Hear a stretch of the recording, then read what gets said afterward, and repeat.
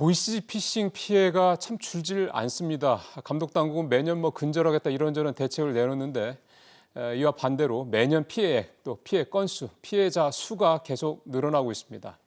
마침 오늘 서민금융연구원 주최로 보이스피싱 근절을 위한 정책 토론회가 열렸는데요.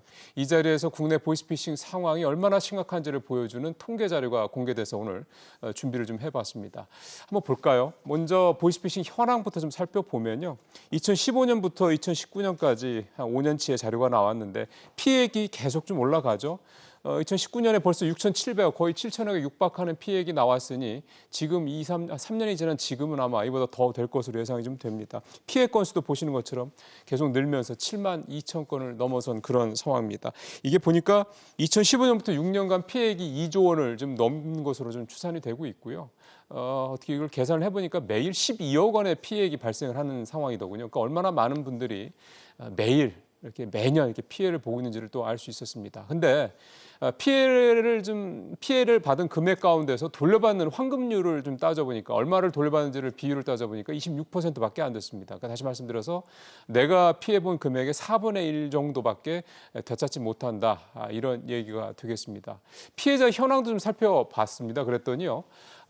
매년 피해자가 늘고 있다. 이건 좀 앞서 말씀드린 거고요. 이게 이제 5만 명을 좀 넘어선 그런 상황이 좀 되는데요. 과거에는 대부분 피해자가 좀 연세가 많으신 고령층들이 대부분이었습니다. 근데 최근에는 그렇지 않습니다. 고령층도 있지만 20대에서 40대까지 젊은 층들이 상당히 많아져서 전체 피해자의 69%, 거의 3분의 2를 차지하고 있었습니다.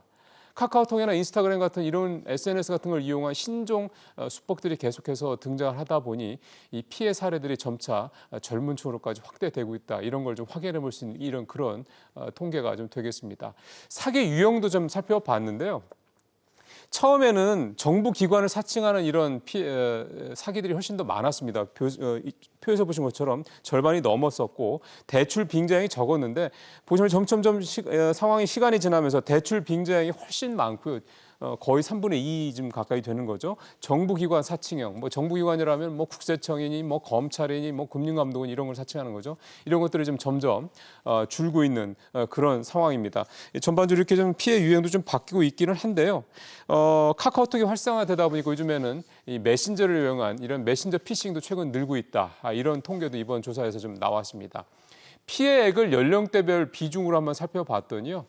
40, 50대가 전체의 59.6%, 거의 60%를 차지를 했고요. 그다음이 60대 이상 26% 정도. 20, 30대가 물론 많이 늘었다고 해도 아직 전체적으로는 그 비중이 적긴 한데 이 비중이 좀 점점 늘어나고 있다는 거 앞서 좀 말씀을 드렸습니다. 아무래도 이 젊은 층보다는 중장년층 이상에서 피해가 더 많이 발생하고 있다. 하지만 그게 점점점 젊은 층으로 확대가 되고 있다.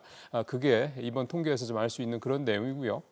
연령대별로 사기 수법에 주로 어떤 사기 수법에 당했나를 살펴보니까 20대에서 50대까지는 3분의 2 이상이 대출 빙자형 사기에 좀 당했고요. 60대 이상 고령층의 절반 이상은 정부기관 사칭형 사기에 피해를 입은 것으로 나타났습니다. 어쨌든 연령대별로 여러 가지 차이가 나타나고 있었습니다.